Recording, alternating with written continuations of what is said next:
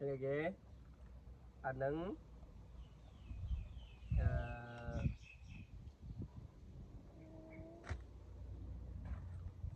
mình cho cầm đau mình cho cầm đau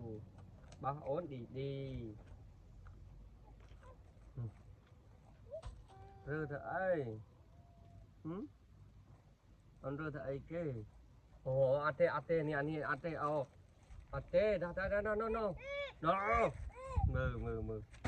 thư đấy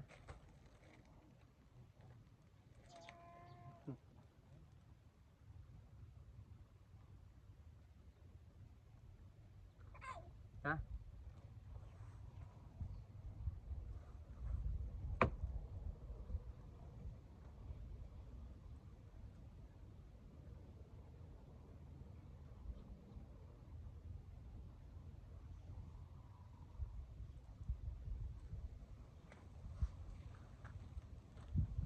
con thầy kê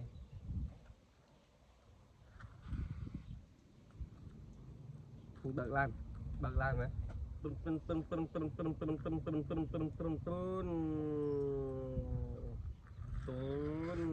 đó lên tê mới lên tháng 5 thì đây rồi nó của tháng 5 con này lên cái bật lan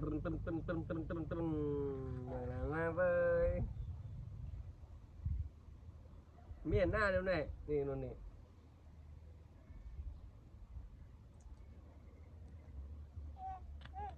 đấy rồi lên ơi khôi thôi